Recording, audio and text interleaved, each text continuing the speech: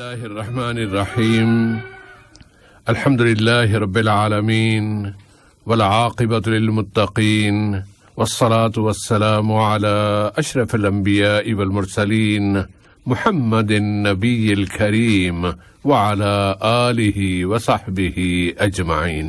Urdu radio سے programme نور اسلام سننے والوں کی خدمت میں محترم مولانا عبدالباسط العمری اور سیف الرحمان کی جانب سے السلام علیکم ورحمۃ اللہ وبرکاتہ۔ سامعین، پروگرام کے معمول کے مطابق پہلے آپ سامعین کی طرف سے ٹیلی فون کال کے ذریعے سوالات وصول کیے جائیں گے، پھر دعا ہوگی اور دعا کے بعد پھر جوابات کا سلسلہ شروع کیا جائے گا۔ آج کے پروگرام کی پہلی کال ہم ریسیو کرتے ہیں۔ السلام علیکم۔ السلام علیکم ورحمۃ اللہ وبرکاتہ بھائی۔ علیکم السلام ورحمۃ اللہ وبرکاتہ۔ جی مفتی صاحب کو میرا سلام۔ مولانا وعلیکم السلام۔ ندیم خان۔ جی ندیم خان بول رہا ہوں۔ جی ندیم، کیا سوال ہے؟ ایک یا دو؟ جی دو سوال ہیں صاحب میرے۔ ضرور جی ایک سوال تو ایک صاحب ہیں، وہ پوچھ رہے تھے کہ ایک مسئلہ ہے ان کا، کبوتروں کا مسئلہ ہے ان کا کچھ۔ کیا مسئلہ ہے؟ جی وہ جیسے کبوتر ہوتے ہیں نا، کبوتر کو دانا ڈالتے ہیں ہم، تو ان کے ایریا میں کیا ہے، وہاں پہ ایک جگہ بنائی ہوئی ہے بہت بڑی۔ اچھا۔ بیچ میں کبوتر کو سب لوگ ادھر دانا ڈالتے ہیں، لیکن بیچ میں جو بلڈنگ ہے نا، گھر ہیں ان کے، وہ کبوتر کیا کرتے ہیں، وہ چاروں طرف بیٹھ جاتے ہیں ان بلڈنگوں کے، ان کی بالکونی میں جا کے اس میں سارا، اور پھر اس کے ان میں سارا پورا گندگی کرتے ہیں وہ لوگ، وہ کبوتر سارے۔ اچھا۔ سارے گھروں میں وہ گھر والے پریشان ہیں، ادھر جتنے بھی ایریا ہے نا والا، جی اتنا برا حال ہے ان کا کہ کبوتر کی گاڑیوں کو پوری خراب کر دیتے ہیں، پوری گاڑی جتنی کھڑے رہتے ہیں نا، جی جی جی بہت لمٹ جاتا ہے، وہ صفائی بھی کراتے رہتے ہیں۔ تو وہ یہ پوچھ رہے تھے کہ اس کے بارے میں یہ ہے کہ اس میں مطلب کبوتروں کو دانا ڈالنا کیسا ہے، اور اس کے لیے کیا احتیاط کرنی چاہیے، کیا ہے اس کے لیے تھوڑا تفصیل سے بتائیں، کیونکہ بہت پریشان ہے وہ۔ اس میں وہ یہ بھی پوچھ رہے تھے یہ کس حدیث سے ثابت ہے، کس سے یہ بھی معلوم کرنا چاہتے ہو۔ اچھی بات ہے۔ اور دوسرا سوال کیا ہے بھائی؟ جی دوسرا سوال میرا صاحب بھائی یہ ہے کہ اس میں نا ایک لڑکی ہے، ہاں اس لڑکی کا کیا ہو، بچپن میں نا اس کا نکاح کر دیا گیا لڑکی کا، اس کا۔ اچھا۔ مطلب کم عمر میں وہ 14-15 سال کی لڑکی تھی، وہ لڑکا تھا، کچھ مسئلہ ہوگا تو نکاح ہو گیا دونوں کا۔ جی۔ تو ابھی جب وہ بالغ ہوئے، ابھی جیسے اس کو بولا گیا شادی رخصتی کے لیے، تو اس لڑکی نے انکار کر دیا اس کو لے جانے کے لیے، گھر والوں نے سب نے مطلب کچھ مسئلہ تو لے کے نہیں گئے اس کو۔ تو اس کے بعد اس کے میرے کو یہ مسئلہ یہ معلوم کرنا ہے کہ جیسے وہ لڑکی گھر پہ نہیں گئی، نکاح بھی ہو گیا اس کا، اپنے گھر پہ ہی رہی لڑکی، وہ لڑکے کے ساتھ نہیں گئی وہ، اور ابھی کیا کر رہا ہے، اس کو عزت کرنا چاہیے نا، اس کو عزت کرنا چاہیے نہیں کرنا چاہیے، اور وہاں پہ کیا ہوا، اس لڑکی نے عزت نہیں کی ابھی تک، اور اس کا دوسرا نکاح ہو رہا ہے۔ اچھی بات ہے جی یہ مسئلہ ہے کہ اس میں کیا ہے، انشاءاللہ جواب آئے گا جی انشاءاللہ ضرورت، یہ آسان جی مسئلہ ہے کیونکہ جلدی آ سکتے ہیں، کیونکہ وہ سن رہے ہو، کیونکہ آج سارا ہی مسئلہ ہے بالکل۔ یہ انشاءاللہ تعالی ضرور جواب آئے گا، اللہ تعالیٰ حفاظت فرمائے ان پر۔ اللہم آمین۔ بہت شکریہ بھی آپ کا۔ جی ٹھیک ہے، جزاک اللہ۔ السلام علیکم ورحمۃ اللہ وبرکاتہ۔ فی امان اللہ جی۔ اگلی کال لیتے ہیں۔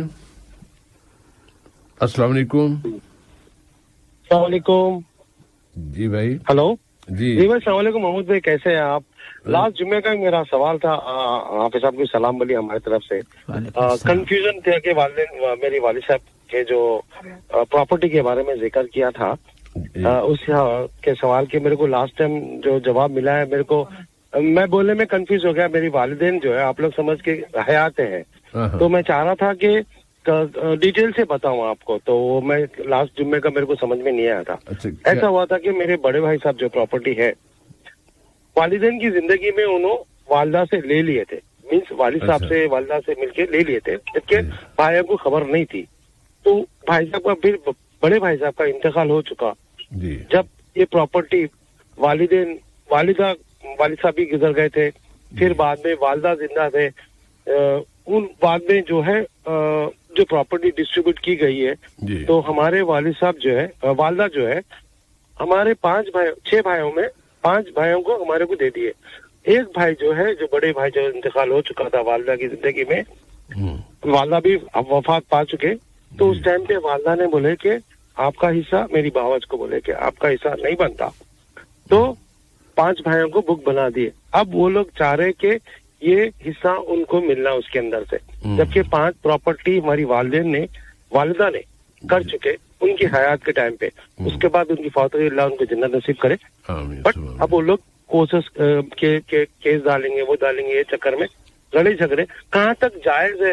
اگر جائز ہے اسلام میں ضرور بھائیاں دینے کی راضی ہے, لیکن بائی فورس کر کے لینا, دلوں میں خراش رہنا, وہ میں مناسب نہیں سمجھ رہا تھا. اس لیے لاسٹ ٹائم کا جمعہ میں میرے کو کنفیوز تھا, اس لیے معذرت چاہتا ہوں آپ سے. میں آپ کا نام مجھے یاد محمد غوث پاشا ہے. محمد غوث پاشا صاحب, انشاءاللہ. جی لاسٹ ٹائم میں سوال کیا تھا, معافی چاہتا ہوں بھائی. کوئی مسئلہ نہیں ہے, انشاءاللہ جواب آئے گا بھائی. سر ٹھیک ہے, بہت شکریہ بھی آپ کا, فی امان اللہ. اگلی کال لیتے ہیں. السلام علیکم. السلام علیکم جی. السلام علیکم ورحمۃ اللہ وبرکاتہ. علیکم السلام ورحمۃ اللہ وبرکاتہ. جی میرا نام امجد اقبال ہے. جی امجد بھائی, سوال ہے یہ کہ شب معراج اور شب قدر تو یہ کیا چیزیں ہیں؟ کیونکہ اکثر و بیشتر پاکستان میں میسج چلتے ہیں کہ اس رات میں اتنی عبادت کرو تو اتنے اپنا ثواب ملے گا آپ کو, تو اتنے سالوں کا ثواب ہوگا جی, اور اتنا یہ ہوگا. تو اس میں جو حضور کریم صلی اللہ علیہ وسلم معراج پہ گئے تھے تو وہ کون سی رات تھی؟ شب معراج تھی کہ شب قدر تھی یا لیلۃ القدر تھی یا کیا تھا؟ تو یہ تھوڑا سا تفصیل کے ساتھ جواب چاہیے. دوسرا یہ ہے کہ جو لوگ میسج کرتے ہیں موبائل کے اوپر کہ آپ یہ میسج آگے فارورڈ کر دو تو آپ کو اتنی خوشی ملے گی, تو قسم ہے قرآن کی یا کلمے کی قسم اٹھاتے ہیں, تو یہ سب کیا ہے یا اس کی حقیقت کیا ہے؟ تھوڑے سے جواب روشنی چاہیے, کتاب و سنت کی روشنی. انشاءاللہ. کیوں جھوٹی قسمیں کھاتے ہیں صرف اور صرف اپنے فارورڈ بڑھانے کے لیے, یا صرف اور صرف کیونکہ اس بات میں اس چیز میں اتنی حقیقت ہوتی نہیں ہے. اچھی بات ہے جی, شکریہ, جزاک اللہ خیر. بہت شکریہ آپ کا. سامعین ہمارا ٹیلی فون نمبر ہے 44344377. آپ اس میں سے کسی یعنی ابھی آپ رابطہ قائم فرما سکتے ہیں 443443 نمبر پہ. اگر آپ رابطہ قائم فرمائیں تو اپنے سوالات پیش کروا سکتے ہیں. پروگرام ہے نور اسلام اردو ریڈیو سے. ابھی اس وقت تو ورنہ کوئی کال نہیں بلکہ آ گئی. چلیے شکریہ, لے لیتے ہیں. السلام علیکم. السلام علیکم. علیکم السلام ورحمۃ اللہ وبرکاتہ. 107 چینل ہے جی, 107 ہے اور 44344377 فون نمبر ہے جی. کیا کروائیے. وعلیکم السلام. نام کیا بھائی آپ کا؟ السلام علیکم, میرا نام حسین ہے. حسین بھائی جی جی, کیا سوال؟ میرا سوال یہ ہے کہ میں پاکستان میں تھا اسی ٹائم تقریباً 3-4 سال پہلے.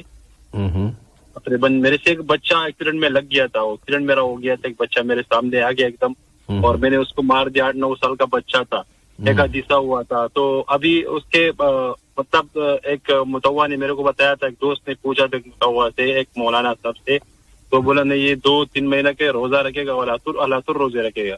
تو میں نے تو قصدن نہیں مارا تھا سر. تو یہ اس سوال ہے میرا. اچھی بات ہے جی جی, انشاءاللہ تعالی جواب آئے گا بھائی. بس صرف روزوں کا سوال ہے, اور کوئی مسئلہ تو نہیں ہے؟ نہیں, بس یہ سوال تھا میرا کہ میں ایک بچہ کو مارا تھا ایکسیڈنٹ میں, 8-9 سال کا بچہ تھا. تو میرے کو کیا کرنا چاہیے؟ میرے پر کچھ ہے یا نہیں ہے؟ جی بھائی, یہ قتل خطا میں آتا ہے اور اس کا جواب ورنہ انشاءاللہ تفصیل دے دیں گے. بڑا مسئلہ نہیں ہے انشاءاللہ, اور دے جائے گا. Thank you sir, thank you. بہت شکریہ آپ کا بھائی. اگلی کال لیتے ہیں. السلام علیکم. ورحمۃ اللہ وبرکاتہ. جی میرے 2 سوال ہیں. نام بتا دیں. نام عبد الماجد. عبد الماجد بھائی خوش آمدید. پہلے شکریہ, آپ نے نمبر دوہرایا کیونکہ میں پرانے نمبر پہ ٹرائی کر رہا تھا جو لگ نہیں رہا. جی بھائی. ہاں جی, پہلا سوال یہ ہے کہ نارملی ڈیوٹی فری کے اوپر جو ہے کچھ سامان جو ہے ایسا ملتا ہے جو نارمل نہیں ملتا ہے. تو اس کے اندر سگریٹ بھی ہوتی ہے, شراب بھی ہوتی ہے. تو اگر کوئی نان مسلم یا کوئی مسلمان سگریٹ اگر منگاتا ہے وہاں سے, تو اگر میں ایز اے مسلم اس کو لے کر آؤں تو یہ جائز ہے میرے لیے؟ کہاں تک جائز ہے؟ مطلب گناہ ہوگا مجھے؟ دوستی کے اس کے مطلب دائرے کے اندر کر سکتا ہوں میں؟ نہیں, سگریٹ کی بات ہو رہی ہے شراب کی؟ نہیں, شراب اگر ہوگا تو نان مسلمس کے لیے, اگر سگریٹ ہے تو مسلمس کے لیے. اچھا, اور پیتے ہیں تھوڑا کچھ لوگ, کیونکہ ان کو کچھ برانڈس ملتے ہیں ادھر جو باہر نہیں ملتے, اس لیے کبھی ٹریول کرتے ہیں تو لوگ منگا لیتے ہیں. اچھی بات ہے انشاءاللہ. ہاں, یہ ایک سوال ہے. دوسرا سوال ہے, ابھی جو کیا بولتے ہیں شب معراج ابھی جو 15 شعبان کو جو آنے والا ہے، تو اس وقت جو ہے لوگ پتہ نہیں کچھ روزہ رکھتے ہیں، کچھ لوگ جو ہے بولتے ہیں یہ روزہ رکھنا چاہیے، ضروری ہے، پیغمبر نے رکھا ہے، پھر کچھ لوگ بولتے ہیں کہ اس سے عبادت جو ہے پورے سال کی عبادت کے برابر ہوتی ہے، جیسے لیلۃ القدر ہوتی ہے اس کے برابر بتاتے ہیں، تو یہ کہاں تک صحیح ہے؟ انشاءاللہ جواب آئے گا جی. بہت شکریہ آپ کا، بارک اللہ فیکم، فی امان اللہ. اگلی کال لیتے ہیں. السلام علیکم. جی بھائی السلام علیکم. وعلیکم السلام ورحمۃ اللہ وبرکاتہ. میرا نام حقیق اللہ ہے. حقیق اللہ.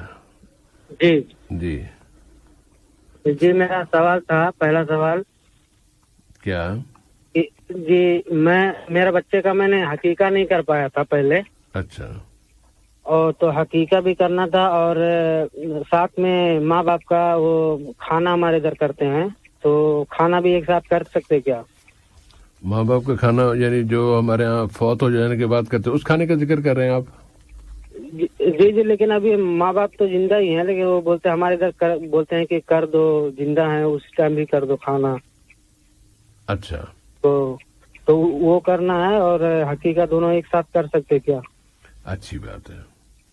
اور دوسرا سوال ہے کہ میرے ابو کو پیرالائز ہو گیا تھا، تو ان کا دماغ ابھی برابر کام نہیں کرتا ہے، تو وہ نماز پڑھنے جاتے نہیں، کبھی جاتے ہیں تو کچھ الٹا سیدھا کرنے لگتے ہیں، تو کیا ان کے لیے کیا کر سکتے ہیں؟ اچھی بات ہے. ٹھیک ہے جی، شکریہ، جزاک اللہ خیر. بارک اللہ فیکم جی، بہت شکریہ آپ کا. اگلی کال لیتے ہیں. السلام علیکم. السلام علیکم. وعلیکم السلام ورحمۃ اللہ وبرکاتہ. میں محمد امین بول رہا ہوں انڈیا سے. جی محمد امین صاحب خوش آمدید. ہاں اللہ حافظ. کیا سوال ہے بھائی؟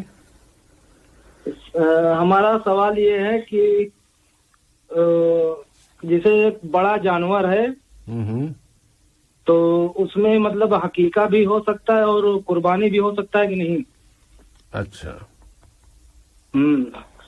اور دوسرا سوال یہ ہے جی جیسے ہم نماز پڑھنے کے لیے نیت باندھتے ہیں جی، تو مطلب نیت باندھنا ضروری ہے یا تو نہیں؟ نیت باندھنے سے مراد آپ کی الفاظ ادا کرنا وہ پوچھ رہے ہیں یا ارادہ سے؟ جی جیسے ہم نیت باندھنے کے لیے کھڑے ہوئے تو مطلب ہم کو منہ سے بولنا ضروری ہے یا تو دل میں ہی رہنا چاہیے؟ اچھی بات ہے، انشاءاللہ وہ چیز ہم انشاءاللہ ضرور جواب آئے گا جی. ہاں یہ دو جواب چاہیے جی ضرور انشاءاللہ، خدا کرے کہ آج ہی باری آ جائے انشاءاللہ. بہت شکریہ آپ کا بھائی. ہاں السلام علیکم. وعلیکم السلام ورحمۃ اللہ وبرکاتہ. یہ کال ہے، یہ بھی لے لیتے ہیں. السلام علیکم. السلام علیکم بھائی. یہ تو بہت شور ہے، اتنا مشکل ہو جائے گی. تو جوابات کی طرف آنے سے پہلے ہم آتے ہیں آج کی دعا کی طرف. بہت مختصر اور بہت جامع دعا اللہ کے رسول صلی اللہ علیہ وسلم نے عطا فرمائی ہے. یہ دعا ہمیں احادیث کی مختلف کتابوں میں مل جائے گی. ترمذی میں ہے، امام بخاری سے اپنی کتاب الادب المفرد میں لے کے آئے ہیں. ان کے علاوہ البانی صاحب نے ابن ماجہ کی احادیث پر ان کا تخریج کرتے ہوئے اس حدیث کو صحیح بتایا ہے. اسی طرح یہ دعا اور یہ حدیث مسند امام احمد میں بھی موجود ہے. دعا کے الفاظ ہیں: اللہم انی اسألک الیقین والعفو والعافیت فی الدنیا والآخرہ. بہت مختصر دوبارہ پیش کیے دیتے ہیں: اللہم انی اسألک الیقین والعفو والعافیت فی الدنیا والآخرہ. تھوڑی سی رفتار تیز کی ہے تاکہ آپ کے لیے کانوں سے مانوس دو الفاظ ہیں، العفو والعافیہ اور دنیا والآخرہ، اس میں آسانی ہو جائے گی سمجھنے میں، یاد کرنے میں. اللہم انی اسألک الیقین والعفو والعافیت فی الدنیا والآخرہ. یہ ہے ہماری آج کی دعا. اور اس کے تشریح کے حوالے سے اگر کرنا چاہیں تو وہ بہت زیادہ تشریح ہو سکتی ہے، لیکن مختصر یہ کہ یقین وہ یقین کہ جس میں کسی شک و شبے کا ایک ذرہ بھی نہ ہو، پختہ یقین. اور عام طور پر اگر کسی کے پاس معلومات ہوں تو اسے کہتے ہیں کہ میرے پاس معرفت ہے، میرے پاس جاننا ہے، میں جانتا ہوں، اس سے واقف ہوں.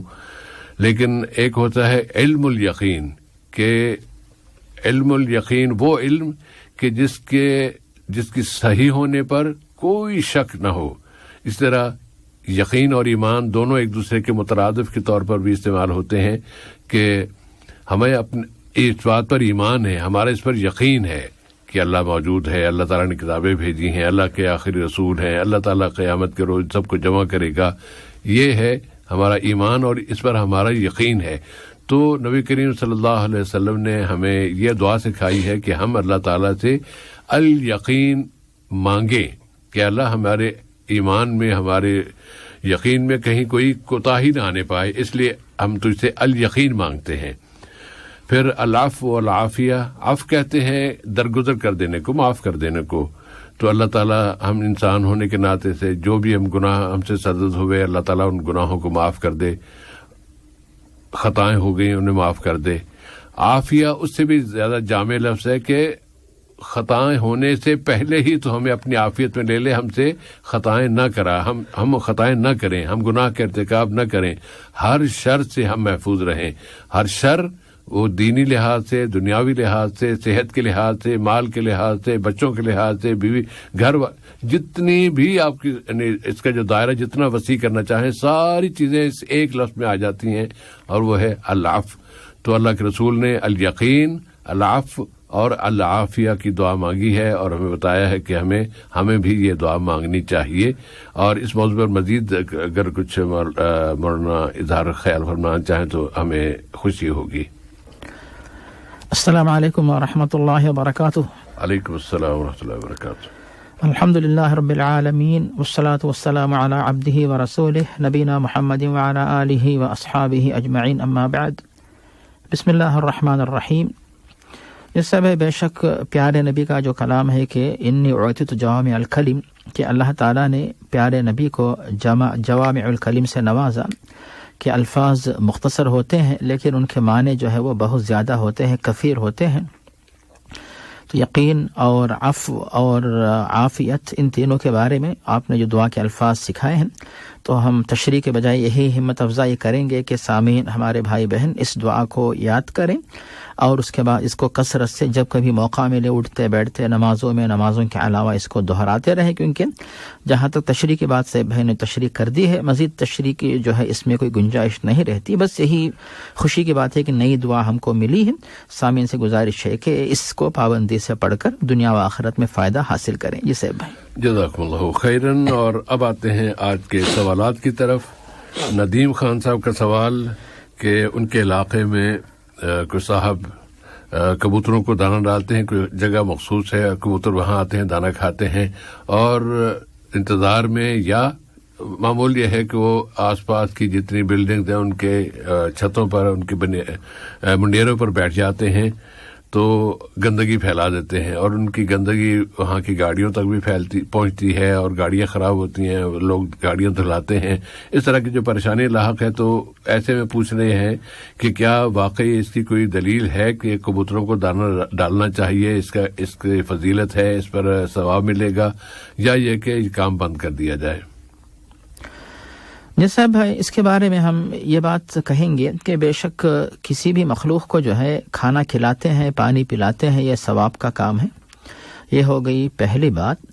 اور دوسری بات جو ہمیں حدیث میں ملتی ہے کہ اگر کوئی بندہ کھیتی کرتا ہے اور اس کھیت میں کوئی بھی جانور یا کوئی بھی پرندہ آ کر اس میں سے کھا لیتا ہے، اس پر بھی اس انسان کو صدقے کا ثواب ملتا ہے.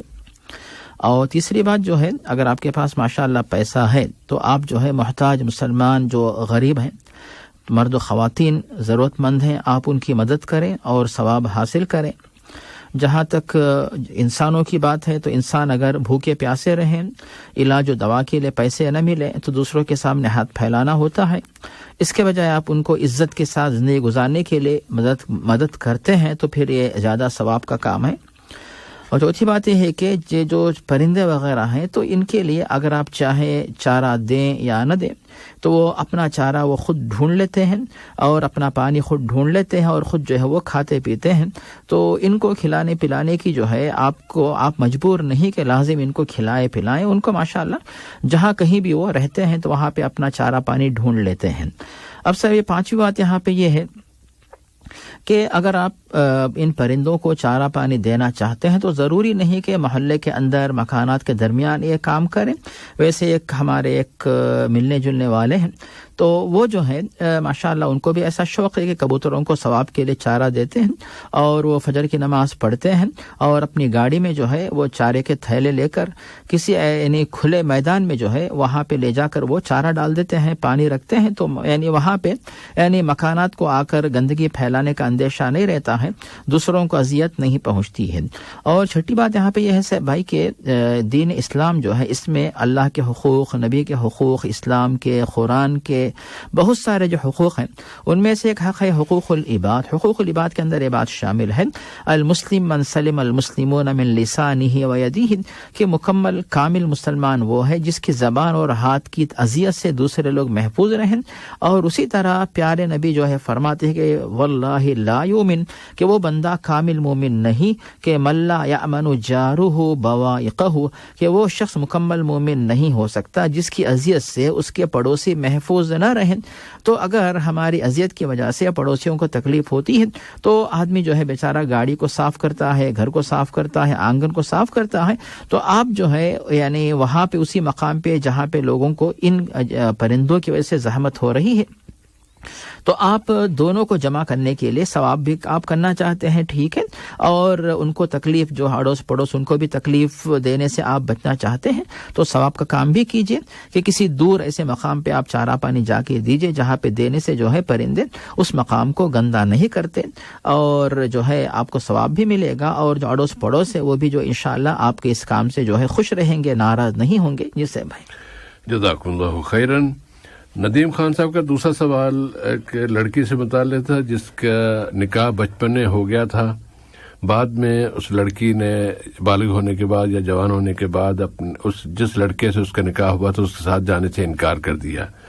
اب اس لڑکی کی کسی اور جگہ شادی ہو رہی ہے تو سوال یہ ہے کیا اس میں عدت ضروری ہے جبکہ ان کا نکاح یا جس شخص سے نکاح ہوا اس نے طلاق دے دی ہوگی؟ جی صاحب ہے, بے شک اگر کسی بھی لڑکا یا لڑکی وہ جو ہے اس دوسرے فریق سے جو ہے جدا ہونا چاہیں تو ان کے اندر جو ہے اس موقع پر دو چیزیں ضروری ہوتی ہیں. پہلی بات تو یہ ہے کہ طلاق یا خلا یہ لازمی ہے, اس کے بغیر کسی اور مقام پہ جو ہے دوسرا نکاح نہیں ہو سکتا. اور دوسری بات یہاں پہ یہ ہے کہ اس کے لیے عدت کا ہونا بھی ضروری ہے. لیکن صاحب بھائی ندیم صاحب کے کہنے کے مطابق چونکہ ان دونوں کے آپس میں لڑکا اور لڑکی جو کہ نکاح کی وجہ سے دلہا اور دلہن بن چکے تھے لیکن ان کے آپس میں جو ہے چونکہ خلوت نہیں ہوئی, رخصتی نہیں ہوئی ہے, تو اللہ تعالیٰ نے اس کا جواب دے دیا کہ فما لکم علیہن من عدت تعتدونہا. سورۃ الاحزاب کے اندر واضح یہ بات ہمیں ملتی ہے کہ بغیر خلوت کے آپس میں رخصتی کے بغیر اگر یعنی ان کے آپس میں جدائی ہو جاتی ہے ایسی صورت میں جو ہے اس لڑکی کے لیے عدت گزارنا ضروری نہیں ہے. عدت کے اندر کئی جو ہے حکمتیں ہیں, کئی فوائد پائے جاتے ہیں. ان میں سے ایک فائدہ یہ ہے کہ اگر جو ہے شوہر واپس لینا چاہیں تو لے سکتا ہے. دوسرا یہ ہے کہ اگر حمل کا معاملہ ہو تو واضح ہو جاتا ہے, لیکن یہاں پہ چونکہ لڑکی کی طرف سے معاملہ پیش آیا ہے اور ان کے آپس میں جو ہے کوئی خلوت نہیں ہوئی ہے تو ایسی صورت میں جو ہے وہ آپ یعنی بغیر عدت کے وہ اس لڑکی کا نکاح جو ہو سکتا ہے, کوئی حرج نہیں ہے. جسے بھائی جزاکم اللہ خیراً. اور محمد غوث پاشا صاحب کا سوال جو کہ انہوں نے گزشتہ حلقے میں کچھ الجھن شاید ہو گئی تھی, وہ سمجھ نہیں پائے تھے. 6 بھائی ہیں, 6 بھائیوں میں سے بڑے بھائی کو والدہ نے اپنی زمین کا ایک حصہ یا پراپرٹی کا ایک حصہ دے دیا تھا اور اس کے بعد وہ بڑے بھائی کی وجہ سے فوت بھی ہو گئے. جب والدہ وفات پا رہی تھی تو انہوں نے جو بھی پراپرٹی اس وقت ان کے پاس تھی تو انہوں نے کہا کہ یہ تم 5 بھائیوں کی ہیں, 5 بھائیوں میں دے دی. اب بڑے بھائی کی اولاد کی طرف سے مطالبہ کیا جا رہا ہے کہ ہمیں بھی اس میں سے حصہ ملنا چاہیے، اس لیے کہ ہمارے والد صاحب جا چکے ہیں اور ہم ان کے اولاد ہیں اور اس میراث میں ہمارا بھی حصہ ہے. بھائی ویسے اگر ان سے کہا جائے گا آپ دے دیں تو شاید دینے کے لیے تیار بھی ہو جائیں، لیکن وہاں معاملہ کچھ زیادہ ٹیڑھا ہو رہا ہے. وہ لوگ کہہ رہے ہیں کہ ہم اس میں کورٹ میں جائیں گے اور مقدمہ دائر کریں گے اور مقدمے کے ذریعے لینا چاہیں گے. کیا انہیں یہ حق ہے مقدمہ دائر کرنے کا، اور کیا جو جس طرح کی کارروائی ہوئی ہے یہ صحیح ہے؟ اس میں انہیں کیا کرنا چاہیے؟ جس صاحب ہے موصوف جو صورتحال پیش کر رہے ہیں اس کی روشنی میں، یعنی موصوف کا کہنا یہ ہے کہ یہ جو 5 بھائی یا بلکہ ان کے چھٹے بھائی جو فوت ہو گئے تو والدین کی زندگی ہی میں، یعنی جب والد صاحب بھی تھے والدہ بھی تھیں، دونوں کی زندگی میں انہوں نے اپنا حصہ کہہ کر کچھ حصہ الگ سے لے لیا. اب اس کے بعد جو ہے والدہ تھیں تو پھر یعنی والد صاحب چلے گئے دنیا سے تو والدہ تھی، والدہ نے باقی بھائیوں کے آپس میں کہا کہ تم لوگوں کا حصہ ہے، اور یہاں پہ چونکہ بہنوں کا ذکر نہیں ہے تو پھر موصوف نے بہنوں کے بارے میں نہیں بتایا کہ بہنیں ہیں کہ نہیں، ورنہ ان کا بھی حصہ برابر بنتا. اب جہاں تک بڑے بھائی کا معاملہ ہے صاحب، انہوں نے چونکہ والدین کی زندگی میں اپنا حصہ لے لیا، ایک تو پہلی بات ہو گئی، اور دوسری بات یہاں پہ یہ ہے کہ والدہ کی زندگی میں وہ دنیا سے جا چکی ہیں تو اس جو والدہ تھیں تو ان کی وراثت میں سے جو ہے فوت شدہ بھائی جو ماں کی زندگی میں دنیا سے جا چکے ہیں تو ان کا حصہ وراثت میں ملتا نہیں ہے. شریعت کا یہی حکم ہے کہ ان کا کوئی حصہ نہیں ہے، لیکن اگر باقی ورثہ راضی ہوں، مطمئن ہوں، اور اگر ان کے جو بھائی فوت ہو گئے ہیں کہ ان کی اولاد اگر یعنی اس طرح یتیم ہو کر بے سہارا ہو کر کھانے پینے کے لیے مجبور ہوں تو اگر ان کی مدد وہ کرنا چاہتے ہیں، یا پھر والدہ خود یعنی اپنے بڑے بیٹے کو چونکہ وراثت میں وہ لے چکے ہیں اس کے باوجود بھی جو ہے ان کی زندگی میں فوت ہو چکے ہیں، تو پھر بھی اگر والدہ کچھ دینا چاہتی وصیت کے طور پہ تو ان کو اختیار تھا، لیکن والدہ نے اس طرح وصیت نہیں کی بلکہ یہ کہہ دیا کہ ان کا حق نہیں ملے گا کیونکہ وہ تو لے چکے ہیں پہلے سے. اس اعتبار سے شریعت کے اعتبار سے ان کا کوئی حصہ اس میں نہیں بنتا ہے. تو یہ جو ہے بات واضح ہوتی جیسا کہ موصوف نے صاحب جو بات پیش کی ہے. جی بھائی جزاکم اللہ خیرن. اور امجد اقبال صاحب کا سوال شب معراج اور شب قدر، ان کے حوالے سے جو روایتیں یا جو باتیں مشہور ہیں اور جو باتیں صحیح ہیں ان کی نشاندہی مطلوب ہے. یہ صاحب ہے پہلی بات اختصار کے ساتھ یہ ہے کہ جہاں تک شب معراج کا معاملہ ہے تو اکثر لوگ یہ سمجھتے ہیں کہ رجب کی 27 تاریخ کو یہ واقعہ پیش آیا. تمام مسلمانوں کا اس بات پہ ایمان ہے اور ہونا چاہیے کہ اسراء اور معراج یہ حقیقی واقعات پیش آئے ہیں پیارے نبی کی زندگی میں، لیکن ان کی تاریخ کے سلسلے میں کئی اقوال پائے جاتے ہیں کہ کس تاریخ کو یہ حقیقی واقعات پیش آئے تھے کہ پیارے نبی صلی اللہ علیہ وسلم حرم شریف مکہ مکرمہ سے نکل کر کعبے کے پاس سے روانہ ہو کر مسجد اقصی کے پاس تشریف لے گئے. پھر وہاں سے روانہ ہو کر آپ ایک ایک آسمان کو پار کرتے ہوئے 7ویں آسمان تک پہنچے اور اللہ تعالیٰ سے ہم کلامی ہوئی. پھر وہاں سے واپس جو ہے پیارے نبی المسجد الحرام کے پاس پہنچے. تو یہ حقائق ہیں جن پر ہم سب ایمان رکھتے ہیں، اس کا انکار کوئی بھی مسلمان نہیں کرنا چاہیے، نہیں کر سکتا، کیونکہ اس کے دلائل جو ہے قطعی ہیں اور قرآن حدیث میں پائے جاتے ہیں. لیکن جس کے بارے میں شک ہے کہ وہ تاریخ کون سی تھی، اور اگر کوئی مخصوص تاریخ تھی بھی ہوگی، لیکن پیارے نبی کی زندگی میں یہ تاریخ تقریباً جو ہے 10 یا 11 سال تک برابر آتی رہی. کبھی بھی پیارے نبی نے نہیں بتایا کہ چونکہ یہ رات جو ہے شب معراج کی رات ہے، شب معراج ہے، اسی لیے اس رات میں خصوصی عبادات کا اہتمام کرو. تو ہم بے شک اس جو واقعہ پیش آئے، جو حقیقی واقعات پیش آئے، ان سے اپنے دل میں خوشی اور فخر تو محسوس کرتے ہیں، لیکن اس مناسبت سے کوئی مخصوص جو ہے رات میں جاگنا، عبادات کا انجام دینا یا پھر مخصوص نوافل کا اہتمام کرتے ہوئے سمجھنا کہ یہ بھی جو ہے شب قدر کی طرح فضیلت والی رات ہے، ایسی کوئی بات ہمیں نہ تو قرآن میں، نہ حدیث میں، نہ ائمہ اربعہ، نہ تو جو 6 محدثین بلکہ کئی محدثین گزرے ہیں ان کی کسی بھی کتاب میں، کسی بھی حدیث میں بات ہمیں نہیں ملتی ہے. اسی لیے ایسے کاموں سے ہم پرہیز کرنا چاہیے. اور جہاں تک سے بھائی جو شب قدر، اس کا بھی موصوف نے چونکہ ذکر کیا ہے تو شب قدر تو ماشاءاللہ واضح ہے. ابھی جو ہم لوگ شعبان کی جو ہے آج صاحب نے جو ہے 4 تاریخ کا ذکر کیا، اب جو صبح ہونے والی تو ہفتے کی صبح 5 تاریخ ہو جائے گی انشاءاللہ. تو اس اعتبار سے ہمارے سامنے تقریباً 25 دن ہے. تو پھر رمضان کے مہینے میں آخری عشرے میں تاخراتوں میں سے جو ہے ایک رات جو ہے شب قدر ہوگی انشاءاللہ. تو شب قدر کے بارے میں تو اللہ تعالیٰ نے واضح کیا سورۃ القدر میں کہ لیلۃ القدر خیر من الف شہر، کہ ایک رات جو ہے وہ 1000 شہر 1000 مہینوں سے بہتر، یعنی ایک رات کی عبادت 1000 مہینوں کی عبادت سے افضل اور بہتر ہوتی ہے. تو وہ فضیلت حاصل کرنے کے لیے شب قدر میں یعنی تاخراتوں میں محنت کر کے استفادہ کریں. تو بہرحال اس کی فضیلت کے بارے میں شاید ایک ہی دلیل اس وقت کافی ہوگی. جی صاحب بھائی. جزاکم اللہ خیراً. امجد اقبال صاحب کا دوسرا سوال کچھ میسیجز کے بارے میں تھا کہ اس میں لوگ لکھ دیتے ہیں کہ اس میسیج کو اتنے لوگوں تک پہنچاؤ تو تمہیں یہ ملے گا، اور اگر نہیں پہنچاؤ گے تو نقصان ہوگا. سوال سنتے ہوئے فوراً وہ ذہن میں آیا جس طرح ایک زمانے میں کاغذ پہ لکھا تھا یہ کاغذ آپ اتنے لوگوں تک آپ اس کی کاپی کر کے پہنچائیں تاکہ وہ اسے اگر آپ نے اس کو ضائع کر دیا تو یہ نقصان ہوگا، اور اگر آپ نے اس پہ عمل کر دیا تو آپ کو یہ فائدہ پہنچے گا. اس طرح کی باتیں وہ پہلے بھی لوگ کرتے رہے. اب ان کو اور زیادہ سہولت مل گئی کہ کاغذ بھی بچت ہو گئی، لکھنا بھی نہیں پڑتا، اور بس میسیج پہ میسیج ڈال دیے گئے. تو اس پہ ذرا واضح فرما دے کہ کیا کرنا چاہیے ان کو. یس صاحب، اس میں 2-3 الگ الگ باتیں ہیں.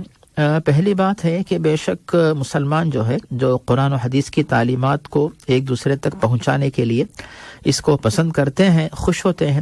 اگر آپ کو موقع ہے تو بے شک جو ہے کوئی قرآن کی آیت ہے، اس کا ترجمہ ہے، تفسیر ہے، مستند حدیث ہے، اس کو آپ جو ہے فارورڈ کیے. جیسے ابھی صاحب بھائی نے دعا سکھائی، آپ نے یاد کیا، آگے بڑھائیے. تو مستند چیزوں کو آگے بڑھانے میں کوئی حرج نہیں، تاکہ جتنے لوگ سنیں گے، یاد کریں گے، پڑھیں گے، اس پر جو ہے آپ کو بھی ثواب ملتا رہے گا. لیکن آپ اس بات کے لیے مکلف نہیں کہ لازماً ان چیزوں کو آپ دوسروں تک پہنچائیں، اس میں آپ کو اختیار ہے. اور جہاں تک خاص طور پر موصوف کا کہنا کہ بہت ساری چیزیں جو ہے مستند نہیں ہوتی اور یعنی فیک فضائل کا ذکر ہو جاتا ہے تو ان کی دلیل نہیں ہوتی، تو ان کے بارے میں خاص طور پر آپ کو بچنا ضروری ہوتا ہے. وہ اس لیے کہ پیارے نبی صلی اللہ علیہ وسلم یہ فرماتے ہیں کہ جیسے صحیح مسلم میں عبداللہ بن عمر اس صحابی سے مروی ارشاد نبوی ہے، ومن كتب علی متعمدا فليتبوأ مقعده من النار. اگر کسی نے پیارے نبی کا نام لے کر جھوٹی بات کو پھیلایا تو اسے چاہیے کہ یعنی پیارے نبی پر جھوٹی بات باندھی تو اس کو چاہیے کہ جہنم میں اپنا ٹھکانہ بنا لے. اور دوسری حدیث میں بات ہمیں ملتی ہے کہ اگر کسی کو یہ اچھی طرح معلوم ہے کہ یہ روایت صحیح نہیں ہے، اس کے باوجود جو ہے نبی کریم کا نام لے کر جو ہے اس کو پھیلاتا ہے، فارورڈ کرتا ہے میسیج کو، ایسی صورت میں جس بندے نے اس روایت کو اپنی طرف سے بنایا اور اس کو پھیلایا، آپ بھی اگر اس کو فارورڈ کرتے ہیں تو آپ بھی اس گناہ میں شامل ہو جائیں گے، شریک ہو جائیں گے. تو جس کے بارے میں شک ہے آپ ہرگز ایسی چیزوں کو عام مت کیجئے، ان کو فارورڈ مت کیجئے، آپ خاموش ہو جائیے.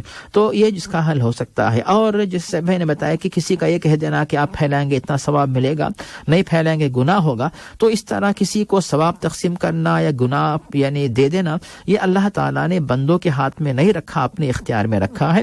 اور خاص طور پر جو اپنی طرف سے کسی کی فضیلت بنا کر ایسی بات کہہ دینا یہ اتنا بڑا گناہ، وَأَن تَقُولُوا عَلَى اللَّهِ مَا لَا تَعْلَمُونَ، کہ اللہ تعالیٰ نے سورہ اعراف میں بتا دیا کہ قُلْ إِنَّمَا حَرَّمَ رَبِّ الْفَوَاحِشَ.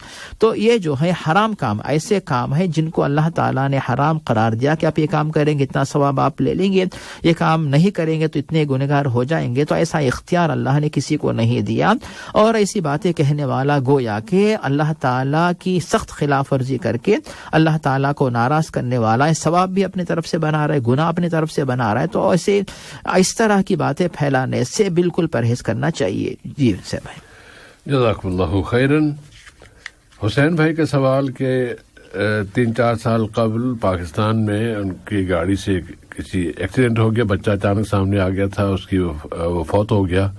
مولانا کا کہنا ہے کہ تمہیں 2-3 ماہ، انہوں نے 3 ماہ کا بھی ذکر کر دیا ہے، 2 ماہ کے روزے رکھنے ہوں گے، کیا یہ صحیح ہے؟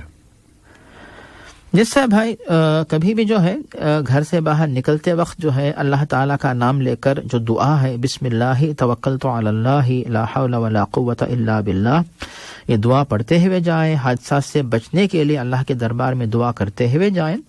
تاکہ نہ آپ کو نقصان ہو نہ آپ کی وجہ سے کسی اور کو نقصان ہو. یہ ہو گئی پہلی بات. اور جہاں تک جو معاملہ ہے موصوف کا، موصوف نے جو بات پیش کی کہ واقعی یہ بہت بڑا گناہ کبیرہ ہے، لیکن چونکہ یہ قتل خطا یعنی چونکہ جان بوجھ کے آپ نے اس طرح نہیں کیا تو اس لیے جو ہے اسے قتل عمد نہیں کہا جاتا، لیکن قتل عمد ہو قتل خطا سب سے بچنے کے اللہ کے دربار میں دعا کرتے رہیں. یہ ہو گئی ایک بات. اور قتل خطا کے اندر بھی جو ہے موصوف جو بھی جن سے ایسا معاملہ پیش آتا ہے 2 ذمہ داریاں ضروری ہوتی ہیں. ایک تو یہ ہے کہ دیت دینا ہوتا ہے، اور دوسرے نمبر پر جو 2 مہینے کے روزے رکھنا ہوتا ہے. دیت اس لیے کہ یہ جو ہے جو مارا گیا حادثے میں فوت ہوا اس کے رشتہ داروں کا وہ حق بنتا ہے، اور جو 2 مہینے کے جو مسلسل روزے ہیں وہ جو ہے اللہ کا حق جو اس میں اللہ کا حق جو یعنی اس میں حق کی کوتاہی ہوئی ہے تو اس کوتاہی کے ازالے کے لیے اس کی تلافی کے لیے 2 مہینے کے روزے رکھے جاتے ہیں. اور جو اس بچے کے رشتہ دار اگر وہ معاف کر دیتے ہیں تو پھر دیت آپ سے معاف ہو جاتی ہے، لیکن اس گناہ کی معافی کے لیے جو ہے ضروری ہوتا ہے کہ 2 مہینے کے جو ہے روزے رکھے جائیں، اور یہ روزے رکھ کے جو ہے آپ اللہ کے دربار میں دعا کرے کہ گناہ معاف ہو جائے. اور جو قتل عمد نعوذ باللہ تو بہت ہی خطرناک معاملہ ہے، تو اس کے بارے میں شاید اس موقع پر ضرورت نہیں رہی. جی سے بھائی البتہ یہ کہ مسلسل رکھنے کیا اور وقفے سے رکھنے میں جو فرق ہے اس کی بھی ذرا وضاحت ہو جائے تو یہ شاید ان کے لیے مفید رہے گا. جی سے بھائی 2 ماہ کے مسلسل روزے رکھنے سے مراد کیا ہے؟ آیا کبھی ایک دن اگر وقفہ ہو گیا تو پھر دوبارہ شروع کرنے ہوں گے، یا وقفہ آ گیا تو مکمل کرنے ہوں گے؟ جی صاحب اس کے بارے میں علماء کی تحقیق یہی ہے کہ مسلسل روزے رکھنے کا مطلب یہ ہوتا ہے کہ درمیان میں آپ ایک دن بھی ناغا نہ کریں، لیکن اگر کسی عذر سے کہ آپ بیمار ہو گئے، اچانک کوئی تکلیف پیش آ گئی، اس کی وجہ سے اگر روزہ چھوٹ گیا تو الگ بات ہے، ورنہ مسلسل کے اندر جو ہے یعنی لازمی طور پر مسلسل 2 روزے رکھنا ضروری ہوتا ہے. جسے 2 ماہ کے مسلسل 2 ماہ کے روزے رکھنا یہ ضروری ہوتا ہے. جسے بھائی جزاکم اللہ خیرن. عبد الماجد صاحب کا سوال کہ ڈیوٹی فری پر مختلف اشیاء کم قیمت فروخت ہو رہی ہوتی ہیں کیونکہ اس میں ٹیکس نہیں شامل ہوتا، تو اس میں اگر کوئی دوست کہہ دے کہ میرے لیے وہاں سے سگریٹ لے آنا، کیا ایک مسلمان ہونے کے ناطے سے میرے لیے یہ اس کی اس بات کو پورا کرنا ضروری ہے، یا اس میں کوئی مجھے گناہ تو نہیں ہوگا؟ صاحب اس میں 2 باتیں ہیں، تو موصوف 2 باتوں کا ذکر کر رہے تھے. جہاں تک جو ہے خمر جو ہے نعوذ باللہ تو شراب کے سلسلے میں تو بات اتنے نہیں متفقہ طور پر ہم کہیں گے کہ چاہے وہ مسلم منگوائے غیر مسلم منگوائے، ہر حالت میں اپنے آپ کو اس سے بچانا چاہیے. اور جہاں تک سگریٹ کا معاملہ ہے تو اس کے اندر جو ہے بے شک اس سے بھی منع کیا گیا ہے، شریعت میں ممانعت آئی ہے، لیکن اس کی قباح شریعت کی طرح نہیں ہے، لیکن دونوں چیزوں سے اپنے آپ کو بچانا چاہیے. جسے بھائی جزاکم اللہ خیرن. عبد الماجد صاحب کا دوسرا سوال 15 شعبان کے روزے کے حوالے سے جو باتیں کہی جاتی ہیں، اور یہ بھی کہا ان کے جملوں میں یہ تھا کہ پیغمبر کسی نے کہا ہے کہ پیغمبر صلی اللہ علیہ وسلم نے اس دن کا روزہ رکھا ہے، 1 دن کا روزہ رکھیں گے تو 1 سال کی عبادت کا ثواب ملے گا. اس طرح کی باتیں پھیلائی جاتی ہیں یا کہی جاتی ہیں، ذرا وضاحت فرما دیجیے. جس صاحب بھائی اچھا کیا موصوف نے ماہ شعبان کے سلسلے میں سوال کیا. تو اس کے بارے میں بتانا چاہیں گے صاحب بھائی کہ ہم لوگ بالکل ماہ شعبان کی فضیلت کے منکر نہیں ہیں، بلکہ ماہ شعبان کی فضیلت ہے، اور وہ فضیلت یہ ہے کہ پیارے نبی صلی اللہ علیہ وسلم ماہ شعبان میں کثرت سے روزے رکھا کرتے تھے. بلکہ بخاری اور مسلم میں عائشہ صدیقہ رضی اللہ عنہا سے مروی ہے کہ پیارے نبی صلی اللہ علیہ وسلم ماہ رمضان کے روزے تو مکمل رکھتے تھے، لیکن ماہ شعبان کے روزے بھی اتنے کثرت سے رکھتے، ایسے لگتا کہ آپ مکمل شعبان کے روزے رکھیں گے، لیکن آپ مکمل مہینے کے روزے نہیں رکھتے، یعنی شعبان کے روزے زیادہ رکھتے تھے، لیکن مکمل مہینہ مکمل نہیں کرتے، کچھ کم روزے رکھتے تھے. تو ایک بات یہ ہو گئی. اس لیے عام طور سے جو ہے اگر کسی کے گزشتہ رمضان کے روزے کسی کے اگر رہ گئے ہوں، مثال کے طور پر سفر کی وجہ سے یا بیماری کی وجہ سے یا کسی خاتون حیض و نفاس کی وجہ سے کسی خاتون کے روزے رہ گئے ہوں، تو جو نیا رمضان آنے والا ہے انشاءاللہ اس سے پہلے چاہیے کہ ان فوت شدہ روزوں کی قضا اس شعبان میں کر لیں. تو یہ جو ہے بڑی یہ جو ہے اس کا ایک بہترین موقع ہے. ایک بات ہو گئی. اور دوسری بات جو ہے اگر شعبان کے کثرت سے روزے کوئی نہیں رکھ سکتے تو پھر اس میں جو ہے پیر و جمعرات کے روزے رکھیں، 13، 14، 15 کے روزے رکھیں. اس طرح بھی کر کے جو ہے ماہ شعبان کی فضیلت فضیلت سے استفادہ کر سکتے ہیں. اور دوسری بات یہاں پہ صاحب بھائی کہ جو نفل روزوں کا فائدہ ایک تو یہ ہے کہ اس کی وجہ سے اگر کسی کے فرائض میں یعنی فرض روزوں میں کوتاہی رہ گئی ہو تو اس کوتاہی کی تلافی ہوتی ہے. دوسرا فائدہ یہ ہے کہ نوافل کی وجہ سے لا یزال عبدی یتقرب الی بالنوافل کہ جو نفل عبادات ہوتی ہیں تو ان کی وجہ سے بندہ اللہ تعالیٰ کا مقرب بن جاتا ہے، یہاں تک کہ اللہ تعالیٰ اس سے محبت کرتا ہے، اس کی دعائیں قبول کرتا ہے، اسے اللہ تعالیٰ اپنی پناہ میں رکھتا ہے. تو اس طرح بہت سارے فائدے ہیں. جہاں تک شب برات کا لفظ موصف نے استعمال کیا صاحب، شب برات کے سلسلے میں اس رات میں جا کر عبادت کرنا، اور اس میں یہ خیال رکھنا کہ شب برات یہ جو ہے تقدیر والی رات ہے. جس طرح ہم شب قدر کہتے ہیں کہ اس میں تقدیر لکھی جاتی ہے، تقدیر میں تبدیلی ہوتی ہے، اور جو ہے اس رات میں اللہ کو جو راضی کرتا ہے تو اس کی جو ہے قسمت سنور جاتی ہے. یہ تمام باتیں شب قدر سے تعلق رکھتی ہیں اور شب برات سے ان چیزوں کا کوئی تعلق نہیں ہے. تو اس میں خصوصی اہتمام کرنا اس کا ثبوت ہمیں نہیں ملتا ہے. اسی طرح بے شک کئی موضوع اور ضعیف روایات ہیں جن میں جو ہے 15ویں شعبان کے روزے کی تخصیص کا ذکر ملتا ہے کہ اس کی وجہ سے جو ہے 1 سال کے یا بلکہ کئی سال کے روزوں کا ذکر ملتا ہے. تو یہ روایت جو ہے تقریباً یا تو ضعیف ہے یا موضوع ہے. اسی لیے اس دن کے روزے کی تخصیص یا اس رات میں خاص طور پر جاگنے کی تخصیص جو ہے معاملہ، یہ تمام روایت چونکہ یا تو ضعیف یا موضوع ہیں، اسی لیے ان کی پابندی کرنا یہ سنت سے قرآن و حدیث سے ثابت نہیں ہے. جیسے بھائی جزاکم اللہ خیراً.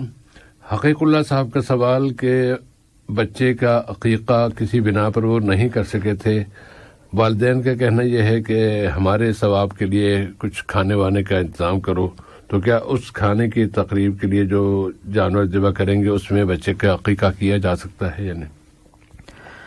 یس صاحب ہے، اگر کسی نے بچے کے بچپن میں عقیقہ نہیں کیا، ویسے عقیقہ ہوتا ہے کہ یعق عنہ یوم سابعہ، کہ جب کسی بچے کی ولادت ہوتی ہے لڑکا یا لڑکی تو 7ویں دن عقیقہ ہوتا ہے، اور عقیقے میں جو کام ہوتے ہیں سر کے بال منڈوائے جاتے ہیں اور نام رکھا جاتا ہے، اور اگر لڑکا ہو تو 2 بکرے اور لڑکی ہو تو 1 بکرا ذبح کیا جاتا ہے. اور اگر اس میں سے جن جن کاموں کی سہولت ہے وہ کریں، اگر بکروں کی سہولت نہیں ہے کم از کم سر کے بال منڈوانا، نام رکھنا یہ تو ہو سکتا ہے، تو جو کام ہو سکتے ہیں وہ کام آپ کروائیں. تو یہ ہو گئی پہلی بات. دوسری بات کہ بعض علماء کی تحقیق یہ ہے کہ اگر 7 دن گزر گئے تو پھر عقیقہ جو ہے وہ ساقط ہو جاتا ہے، نہ ثواب ہے نہ گناہ. لیکن کئی علماء کی تحقیق یہ ہے اگر کسی یعنی والد نے جس کے پاس حیثیت نہیں تھی، مالی حیثیت، تو 7ویں دن عقیقہ نہیں کیا تو پھر وہ بچہ بڑا ہونے کے بعد بھی اس کا عقیقہ کر سکتا ہے اور ثواب پا سکتا ہے، ذمہ داری سے سبکدوش ہو سکتا ہے. تو ہمیں بھی اسی بات پہ اطمینان ہے اگر بچپن میں عقیقہ نہیں کیا تو بچہ اگر بڑا ہو جائے تب بھی جو ہے والد اس کا عقیقہ کریں اور ثواب حاصل کریں. اس کے بعد صاحب بھائی کہ والدین کے ثواب کے لیے کھانا کھلانا، اگر کوئی مخصوص رسم کے طور پہ ہے کہ کوئی مخصوص تاریخ کو مقرر کر کے آپ کر رہے ہیں تو پھر یہ تو دین میں نئی بات ہے، اس پر عمل نہ کریں، عقیقہ آپ کریں.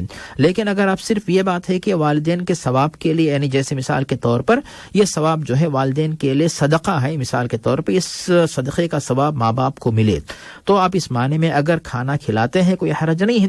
لیکن اگر وہ صدقہ ہے ماں باپ کی طرف سے تو پھر جتنا صدقہ آپ ان کی طرف سے نکال رہے ہیں تو پھر وہ صدقہ نہ آپ گھر والے کھا سکتے ہیں اور نہ کوئی مالدار وہ کھانا کھا سکتا ہے، کیونکہ آپ صدقے کے طور پہ کھلا رہے ہیں اور اس کا ثواب یہ چاہتے ہیں کہ آپ کے ماں باپ کو ملے، تو اس میں کوئی حرج نہیں. لیکن اگر یہ کوئی رسم کے طور پہ ہو رہا ہے کہ کام آپ کے پاس کے کوئی رسم ہے کہ ماں باپ کی طرف سے کھانا، ماں باپ کی طرف کھانے کی دعوت، تو ایسی رسم وغیرہ کی نیت آپ ہرگز نہ کریں، بلکہ ان کی طرف سے صدقے کے طور پہ کبھی کھانا کھلا دیا، کبھی پیسے نکال دیے، کبھی غریبوں کی مدد آپ نے کر دی. اس طرح اپنی طرف سے اپنی بیوی، اپنے بچے، اپنے والدین، کسی کی طرف سے آپ صدقہ کر سکتے ہیں، کوئی حرج نہیں ہے. جی صاحب بھائی جزاکم اللہ خیراً. تجویز ہے عقیق اللہ صاحب کہ آپ بچے کا عقیقہ کر دیجئے، والدین بھی کھائیں، آپ بھی کھائیں، بچہ بھی کھائے، اور بھی جس کو آپ کھلانا چاہیں کھلا دیں. اور کھانا ہی ہے نا، آپ والدین کی طرف سے کرنا ہے، اس کو شامل نہ کریں اس میں، بس عقیقہ کر دیں.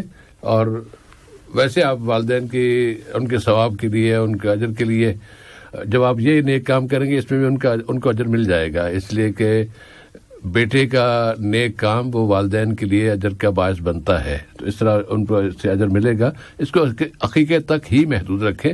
دوسری جو چیز آپ شامل کریں، کیونکہ اس میں ڈاؤٹ ہوتا ہے کہ کہیں وہ جو ایک رسم ہوتی ہے مرنے کے بعد اتنے دن کے بعد یہ کھانا ہو پھر یہ وہ اس کے ساتھ کہیں مشابہت نہ ہو جائے، اس سے بچنے کے لیے آپ بس عقیقے کے نام سے عقیقہ کر دیں، اللہ تعالیٰ قبول فرما لے۔ یہ صاحب بھائی آپ کا مشورہ اور نصیحتی یہاں پہ جو ہے زیادہ اہم اور ضروری معلوم ہوتی ہے۔ عقیقے کے ساتھ جو غیر مناسب چیزوں کو نہ جوڑیں، عقیقے کو عقیقے حد تک رکھیں، دوسرے صدقہ و خیرات کبھی بھی عام دنوں میں کر سکتے ہیں۔ یہ صاحب بھائی جزاکم اللہ خیراً۔ عقیق اللہ صاحب کا دوسرا سوال یہ تھا کہ والد صاحب بیمار ہو گئے اور اس بیماری میں ان کا دماغ متاثر ہو گیا، نماز وغیرہ کے لیے جاتے ہیں تو وہاں کچھ اور ایسی حرکات ان سے سرزد ہو جاتی ہیں جو نماز کا حصہ نہیں ہوتی، تو ایسے میں کیا کیا جائے؟ انہیں نماز کے لیے مجبور کیا جائے یا نہ کیا جائے؟ جس سے اس کے بارے میں پہلی بات یہ ہے کہ علماء کی تحقیق یہ ہے کہ نماز فرض ہونے کے لیے جو شرائط ہیں ان میں سے ایک ہے مسلم ہونا، اور دوسری شرط ہے بلوغت، اور بلوغت سے پہلے بھی نماز جو ہے نماز کی پابندی کا حکم دیا جائے گا تاکہ بچے بلوغت تک جو ہے وہ عادی ہو جائیں، اور دوسرے نمبر پر جو ہے وہ یعنی اس کی عقل ٹھکانے رہنا، عقل صحیح سلامت ہو۔ اگر کسی کی عقل صحیح سلامت نہیں ہے تو پھر وہ مکلف نہیں رہتا، کیونکہ اسے پتہ نہیں چلتا کہ وہ کیا کر رہا ہے اور کیوں کر رہا ہے۔ اور اس کے بارے میں بھی کئی روایت و حدیث ہیں کہ وَعَنِ الْمَجْنُونِ حَتَّى يَعْقِلَ یا حَتَّى يُفِيقَ، کہ اگر کسی کا دماغ صحیح طرح کام نہیں کرتا ہے تو اس وقت تک وہ مکلف نہیں رہتا جب تک کہ اس کا دماغ ٹھیک نہ ہو جائے۔ تو یہاں پر سے بھائی کہ اگر کوئی بندہ علی طول یعنی مستقل طور پہ اسی طرح جو ہے ہمیشہ اسی حالت میں وہ رہتا ہے تو پھر ہم یہ کہیں گے کہ وہ ایسے صاحب نماز نہ پڑھیں، وہ مکلف نہیں رہیں۔ لیکن اگر نماز کے وقت دماغ جو ہے وہ یعنی ایسے اوقات کبھی دماغ ٹھیک رہتا ہے کبھی ٹھیک نہیں رہتا، تو اگر نماز کے وقت دماغ ٹھیک نہیں رہتا ہے ایسی صورت میں وہ نماز ان سے معاف ہو جاتی ہے، لیکن اگر وہ قضا کرتے ہیں ان کو یاد دلائیں تو یہ ٹھیک ہے، ورنہ وہ نماز ان سے معاف ہو جاتی ہے۔ لیکن نماز کے وقت دماغ ٹھیک رہتا ہے اور پھر نماز کے بعد ان کا دماغ پھر وہ جو ہے دماغ میں خلل آتا ہے، تو پھر چونکہ نماز کے وقت ان کا دماغ صحیح طرح کام کر رہا ہے تو پھر آپ ان سے یہ کہیں کہ آپ نماز پڑھیں۔ لیکن وہ اگر مسجد میں جا کر ان کی وجہ سے جو ہے دوسروں کی نماز میں چونکہ خلل ہوتا ہے تو پھر ایسے لوگوں کا اپنے گھر میں نماز پڑھنا یہ ضروری ہوتا ہے، کیونکہ یعنی بے شک نماز باجماعت کی فضیلت ہے، لیکن وہ گھر پہ نماز پڑھ لے ان کے لیے ہی کافی ہوگا، تاکہ مسجد میں جا کر جو ہے وہ کوئی ایسی حرکت نہ کرے، آنے جانے کے وقت میں کہیں ان کو زحمت نہ ہو، گاڑی آ جائے، کوئی اور حادثہ ہو جائے یا پھر مسجد میں خلل ہو، تو ایسے معاملات سے ان کو بچانے کے لیے، دوسروں کو بچانے کے لیے ان سے یہ کہیں کہ آپ گھر پہ ہی نماز پڑھ لیں، تو انشاءاللہ ان کو ثواب مل جائے گا۔ اور خاص طور پہ جو بندہ نماز باجماعت کا عادی ہوتا ہے، یعنی یہ سب کے لیے سیب ہے کہ اگر کوئی بندہ ہمیشہ نماز باجماعت کا عادی ہوتا ہے اور اگر وہ بیمار ہونے کی وجہ سے مسجد میں جا نہیں سکتا تو اللہ تعالیٰ فرشتوں سے کہتا ہے کہ چونکہ یہ بندہ صحیح حالت میں جب بیمار نہیں تھا، صحت مندی کی حالت میں باجماعت نماز کا پابند تھا، ابھی بیمار ہونے کی وجہ سے مسجد میں نہیں آتا ہے، اس کے باوجود اس کو جو ہے مسجد میں آنے کا ثواب لکھ دو۔ تو اس طرح جو ہے اگر کوئی بندہ بیماری سے پہلے پابندی کرتا تھا تو بیماری کی وجہ سے کوئی ایسی کوتاہی ہو جاتی ہے تو اللہ تعالیٰ اس کوتاہی کا خیال کیے بغیر اس کو مکمل ثواب لکھ دیتا ہے۔ جی صاحب بھائی جزاکم اللہ خیراً۔ اور محمد امین صاحب کا سوال تھا انڈیا سے، انہوں نے بتایا کہ وہ کال کر رہے تھے، اور اس سوال کے جواب کے بعد اگر کوئی صاحب سوال پوچھنا چاہیں تو وہ ٹیلی فون نمبر 44344377 پر رابطہ قائم کر سکتے ہیں۔ ہمارے پاس اتنی گنجائش ہے کہ ہم 1 یا 2 سوال لے سکتے ہیں۔ محمد امین صاحب کا سوال تھا کہ بڑے جانور میں عقیقہ اور قربانی دونوں کو یکجا کیا جا سکتا ہے؟ اس کے بارے میں علماء کے 2 قول ہیں، ان میں سے علماء جمہور کہتے ہیں، اکثر علماء حنفی اور شافعی مالکی، ان علماء کی تحقیق یہ ہے کہ بڑے جانور میں جو ہے کئی حصے ہو سکتے ہیں، جس طرح قربانی میں ہو سکتے ہیں کہ قربانی میں 7 افراد جو ہے بڑے جانور میں اپنی اپنی فیملی کے ساتھ جو ہے وہ شریک ہو سکتے ہیں، اسی طرح بڑے جانور میں حج کے موقع پر 7 حجاج جو ہے سب کے سب شریک ہو سکتے ہیں۔ تو اسی طرح عقیقے میں بھی جو ہے 7 حصے کر کے اس میں سے کچھ حصے یعنی بڑے جانور میں کچھ حصے عقیقے کے کچھ حصے قربانی کے کر سکتے ہیں، اور لیکن حنبلی علماء کہتے ہیں کہ اس طرح نہیں ہو سکتا، کیونکہ پیارے نبی صلی اللہ علیہ وسلم نے جب عقیقے کا ذکر کیا تو لڑکے کی طرف سے 2 بکرے اور لڑکی کی طرف سے 1 بکرا، تو اس معنی میں جو ہے حنبلی علماء کے دلائل کی روشنی میں یہی کہیں گے کہ بڑا جانور آپ جو ہے قربانی کے لیے رکھ دیجئے، اور جو ہے چھوٹے جانور اپنے بچوں کے عقیقے کے لیے استعمال کیجئے، لڑکا ہو تو 2 بکرے، لڑکی ہو تو 1 بکرا، اس طرح جو ہے قربانی اور عقیقہ دونوں کو الگ کر کے آپ جو ہے صحیح سنت پہ عمل کر کے ثواب کمائیے۔ جی صاحب بھائی، جزاک اللہ خیرن۔ ایک کال ہے، لے لیتے ہیں اور اس کے بعد پھر مزید آتے آتے کال جا رہی ہے، کیوں نہیں؟ جی السلام علیکم۔ السلام علیکم سیف الرحمان بھائی، کیا حال ہے؟ وعلیکم السلام ورحمۃ اللہ۔ ہم محمد اقبال بلوچ بول رہا ہوں۔ جی اقبال بھائی، جی ہم 1 مہینہ 15 دن میں ہم بیمار تھا، اللہ تعالیٰ صحت و عافیت سے بیمار تھا، پھر مسجد بھی نہیں پڑا اور ادھر گھر بھی نہیں پڑا کیونکہ حالت ہمارا خراب تھا، کپڑا مپڑا صاف نہیں تھا، جی کپڑا صاف نہیں تھا، لیکن اس کا یعنی کیا کروں، یعنی قضاء اس کا پڑھوں یا دوسرا راستہ دکھاؤ۔ ابھی ہم نماز پڑھ رہا ہوں اپنے گھر میں، مسجد بھی نہیں جا سکتا ہوں، پاؤں ٹانگ خراب ہے، ابھی ہم کیا کرے گا؟ اللہ تعالیٰ معاف کرے گا یا اللہ تعالیٰ آپ کو صحت دے، اللہ مکمل صحت دے۔ ابھی تھوڑی دیر میں انشاءاللہ اس سے جواب آ جائے گا بھائی۔ ہاں، السلام علیکم۔ وعلیکم السلام ورحمۃ اللہ وبرکاتہ بھائی۔ جی کون ہے؟ اقبال بھائی اگر آپ اپنی کال بند کر دیں، ایک اور صاحب بھی لائن پہ ہیں تو ان کی کال لے لیتے ہیں۔ السلام علیکم۔ ہلو السلام علیکم جی، لائن کٹ گئی ہے وہ، چلیے ایک اور آگے ہی یہ لے لیتے ہیں۔ السلام علیکم۔ ہلو السلام علیکم۔ وعلیکم السلام ورحمۃ اللہ وبرکاتہ۔ میرا نام محمود ہے۔ محمود بھائی جلدی سے سوال بتا دیں بھائی، ٹائم بہت کم ہے۔ جی میرا ماں فوت ہو گیا، یہ 2 دن سے بستر پہ پڑا ہے، کیا نام ہے، پیرالائسس ہو گیا، تو یہ کیا ہو گیا بھائی؟ ہمارا ماں بہت دن سے بیمار تھا، پیرالائسس۔ اچھا اچھا، تو یہ 1 مہینے پہلے فوت ہو گیا۔ انا للہ و انا الیہ راجعون۔ تو انہوں نے نماز وغیرہ نہیں پڑھ سکا بہت دن سے، تو ہم اس کے لیے جو نماز کا وغیرہ کیا کفارہ بولتے ہیں ہمارا زبان میں، جی تو یہ کتنا تک ادا کرنا چاہیے؟ تو ہمارا تو اتنا حیثیت نہیں ہے، ہم تھوڑا بہت بزرگ سے پوچھ کے، مولانا صاحب سے پوچھ کے کر لیا، تو ابھی اس میں کچھ نہ کچھ ہوگا نہیں ہوگا پتہ نہیں، اس لیے تھوڑا جانکاری کے لیے آپ کی۔ انشاءاللہ بھی جواب آئے گا۔ بہت شکریہ آپ کا۔ اور محمد امین صاحب کے دوسرے سوال کی طرف آتے ہیں۔ انہوں نے نماز کی نیت باندھنے سے مطلب پوچھا تھا کہ جو لوگ کہتے ہیں کہ منہ سے نیت پڑھی جائے، کیا یہ عمل ضروری ہے یا نہیں؟ یہ صاحب بھائی، بے شک ہر عبادت سے پہلے نیت ضروری ہے، بلکہ نیت کو علماء نے شرط کے طور پر جو ہے شمار کیا ہے، کیونکہ پیارے نبی واضح فرماتے ہیں، بخاری میں حضرت عمر سے ارشاد نبوی مروی ہے، انما الاعمال بالنیات وانما لکل امرئ ما نوى، کہ نیت ضرور کریں، اخلاص نیت کے ساتھ نماز یا عبادت انجام دیں، لیکن نیت کا مطلب ہوتا ہے دل کا ارادہ، دل کے ارادے سے ہی آپ جو ہے عبادت کا آغاز کریں اور نیت عبادت مکمل ہونے تک جاری رہے۔ تو یہ نیت آپ کے دل میں جو ہوگی وہی کافی ہے، نماز سے پہلے آپ دل میں نیت کریں۔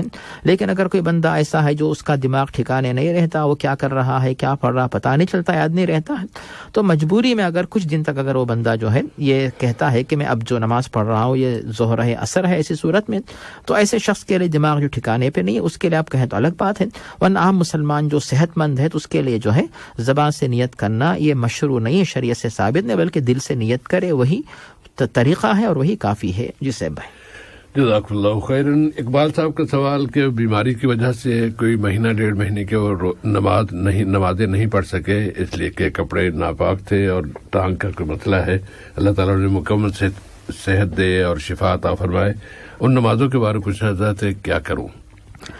اس سے اب ہم ان کے لیے ان کے بارے میں جو نمازیں چھوٹ گئی فوت ہو گئی موصوف کے بارے میں یہی کہیں گے کہ جو نمازیں چھوٹ گئی موصوف اب جب کبھی موقع ملے گا تو روزانہ جو ہے تھوڑی تھوڑی نمازیں جو ہے ایک ایک دن کا، چونکہ ایک مہینے کا ذکر کیا ہے تو ہر دن جو ہے جب بھی وقت ملتا ہے تو صبح جو ہے سورج طلوع ہو کر 20 منٹ گزرنے کے بعد یا رات میں عشاء کے بعد وتر سے پہلے جب کبھی موقع ملے ان تمام نمازوں کی گنتی کرے. ایک مہینے کی نماز جو ہے 30 دن 30 کو 5 سے ضرب دے تو تقریباً جو ہے 150 نمازیں ہوتی ہیں. تو جتنی نمازیں ہو سکے آپ ترتیب سے جو ہے قضا کرتے رہیں، سنتوں کو چھوڑ دیں. صرف چونکہ سنتوں کو پڑھیں گے تو پھر آپ پر زحمت ہو جائے گی، تو فرض نمازوں کی قضا ترتیب سے کر کے مکمل کر لیجئے. جسے بھائی جزاکم اللہ، یہ بھی عمل کر سکتے ہیں کہ جو نماز پڑھ رہے ہیں ساتھ میں اسی سابقہ نیت سے اس کے فرض بھی ایک دفعہ اور پڑھ لیں تاکہ. جی صاحب بھائی دو طریقے اس میں ہیں. ایک طریقہ جو میں نے بتایا کہ آپ جب بھی موقع ملے 4-5 نمازیں اس طرح یہ بھی ہو سکتا ہے. دوسرا طریقہ صاحب بھائی نے بتایا کہ ہر دن جو ہے